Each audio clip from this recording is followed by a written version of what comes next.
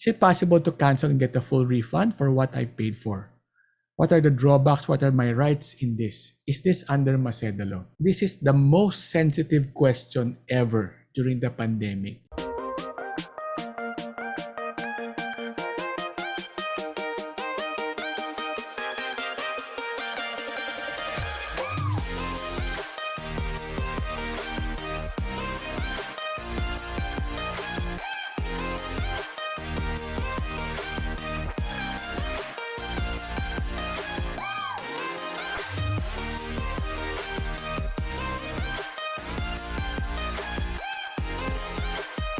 I have recently paid an 11% down payment for a condo, including its miscellaneous. It's currently being processed for move-in. Signed contract has been signed, no? Is it possible to cancel and get a full refund for what I paid for? What are the drawbacks? What are my rights in this? Is this under Maceda law? This is the most sensitive question ever during the pandemic. And I've got bashed with this question. You know what happened sa YouTube? I answered this question and people start getting angry at me. And say, bakit naman ganun, Sir Carl? Paano naman ito pinagtrabuhan ko na pera? Hard-earned money ito, ganun.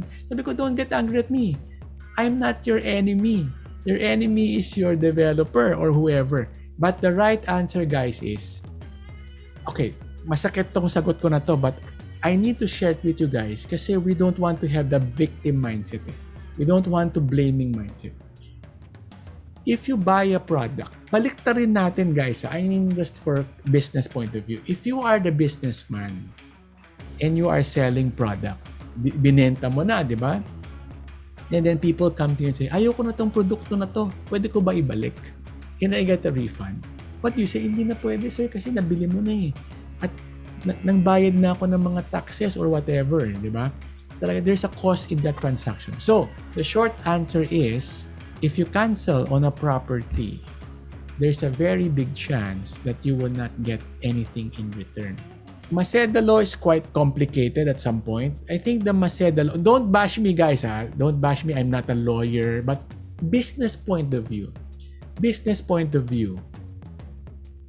if you are going to cancel and your exposure is 11%, that 11% is probably used in running the operations, paying for bills and all. And if you cancel, tayo yung nag-cancel. So it's us who is backing out of the agreement, diba? So most likely nothing in return for 11% up until 20%. The first 20%, I think, guys, don't bash me on this, don't quote me on this. I've seen people go to their developers and say, sabi ni Sir Carl sa YouTube, ganun daw. So I get into trouble for helping them. Okay, going back. Usually the first 20% disappear na yun. That's your liquidated damage. That's the cost of doing the business. That's part of, I don't know the right word. Yun na yun. You get what I mean. Kung may lumampas ka na 20%, kung yan nabayaran mo 50% na, baka dun pa lang may chance na anything above 20% ang mabalik sa'yo. Why? Because it's just business, diba? I mean, if a developer will not have these in place and people will just cancel in and out and it will just crumble down. The whole system will crumble down. But I have advised many people to cancel, let it go, tuition, charge it to tuition. I would rather have you wake up tomorrow and have a new day, a fresh life. No burden, no knapsack ka na buhat, you move along. It may be a bump on the road, but for the next 20 years of your life, you're gonna be okay. What you don't want is to be bitter, to be angry, because you are not able to process the situation. Is it a good strategy to buy pre-selling condo units, then sell for a profit prior to the balloon payment and just before turnover? Guys, listen closely to my answer. Yes and no. It's a good strategy. Yes, it's very, very, very good strategy. Will you be able to execute it? Yan ang hindi ko alam. Gets the learning?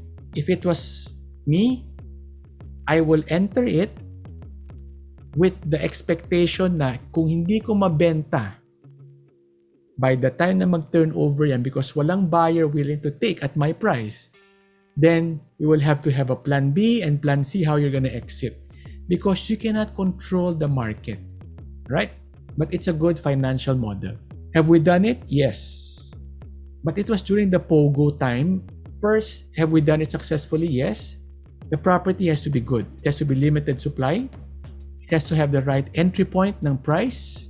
And then there has to be the right scenario wherein people just want to buy it for whatever reasons. The right investor, guys, is you enter the market when it's on the down. And then you sell when people are going crazy. So if you look back, it would have been best to buy during 2009, 2010 after the Lehman Brothers crisis. And it was best to sell 2018 nung kalakasan nung mga pogo and all. What would be your top 5 picks for location, city, province? Okay, this is a very good question. For me, we don't have a 5 locations. Wala eh. Parang if we are seeing an opportunity in one area, we just focus on that. Why? Hindi naman din ako maraming pera. Diba? Property is so expensive. It's not as if I can buy in 5 different locations. So I just find one location, and if that's my only budget, then I put that bet on that location. That's the reality of it. With potential in the next 5 to 10 years, okay, I don't have any preferences. I don't have any preferences. We just use New Valley as an example because it's just so common. But it can happen in many, many places. Like, we have investments in Palawan. Why?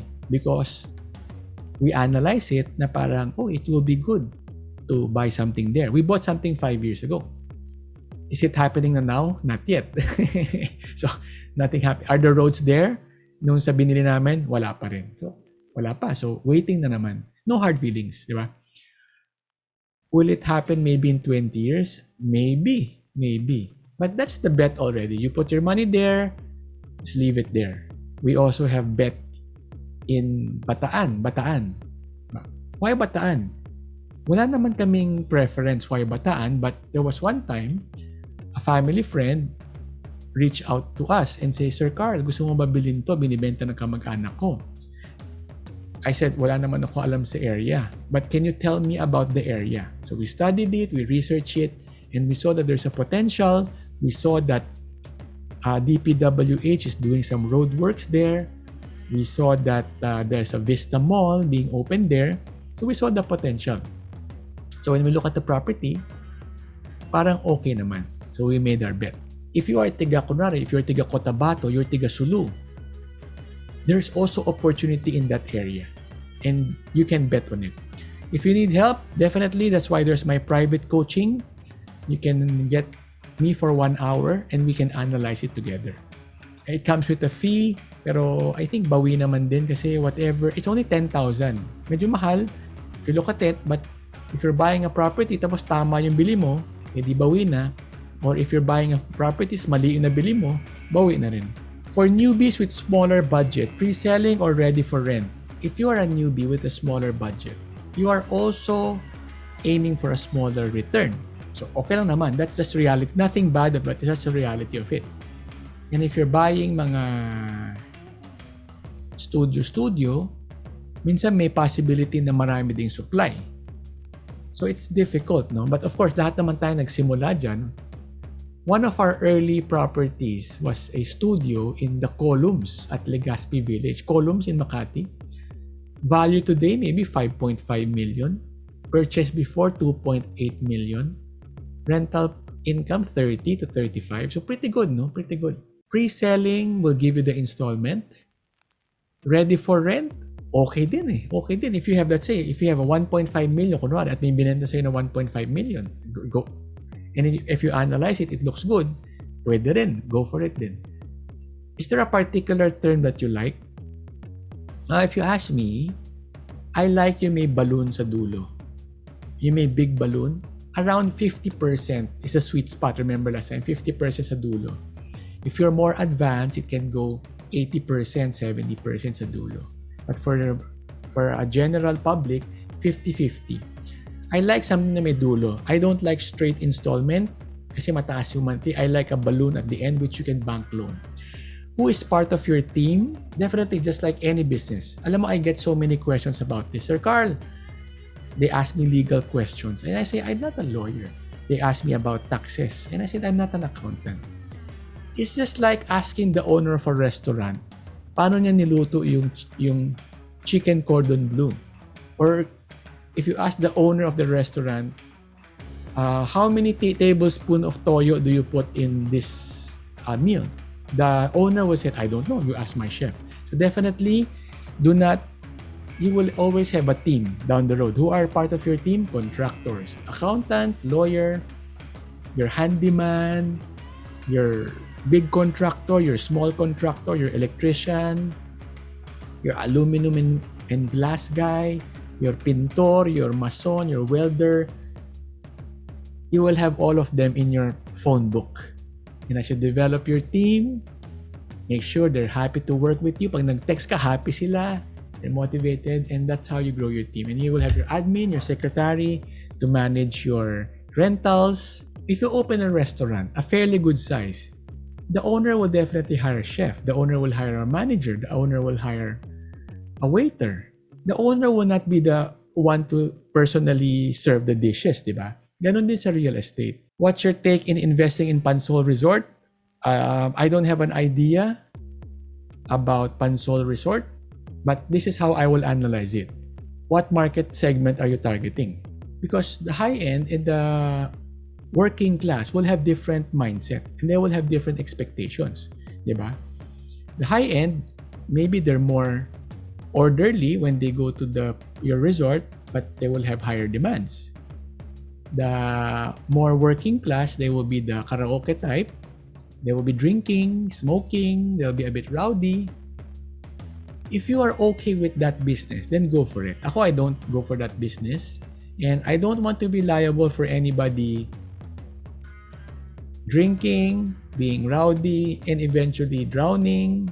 And of course, what will human do if something happens to them? They will start shooting anywhere, starting with the owner of the property. That's just how human behavior works. The answer is go for it if the value is okay and you're able to manage those risks. No right or wrong answer naman. Some people, they make good money with that. For taxes, do you recommend outside? Definitely get an accountant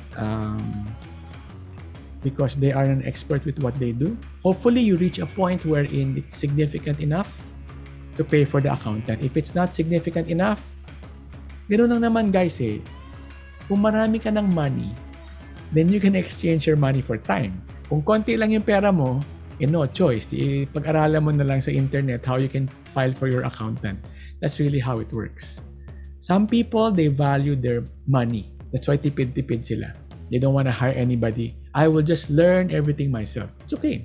That's their personality. For me, I would rather have people in my team and I want to spend my time with my family, with my kids, with my hobbies, and let all the work be done by people who likes to do work. I don't like to do work. How do you manage your lease remotely? Find a team, find a katiwala. It can be the agent or your kamag-anak or a pamangkin, a young pamangkin that you can financially reward to help you out. Condos in Manila, are they overpriced? Okay, very good question, no? I cannot generalize. There are some that are overpriced. There are some that are oversupply, meaning madami. When you say oversupply, it's like category. The condo satisfying the 25 square meter market in the rental market of 20,000 a month is over. Ito na lang, actual example. I think the small units, there's quite a lot of them in the market because yun yung madaling ibenta, yun naman madaling bilhin. But I see the need for a lacking of 3 bedrooms in the market. Not the expensive 3 bedroom, but 3 bedroom pero medyo ang 3 bedroom kasi ngayon isa 150, 180,000 a month. So there's a unfilled space dun sa 3 bedroom pero 90,000 a month na rent. Di ba? There will always be that family who say, I need a 2-bedroom for myself and an extra work from home. So I need total 3-bedroom. Pero I need only 80,000, 90,000 a month budget. I think moving forward, work from home, those are the new trends.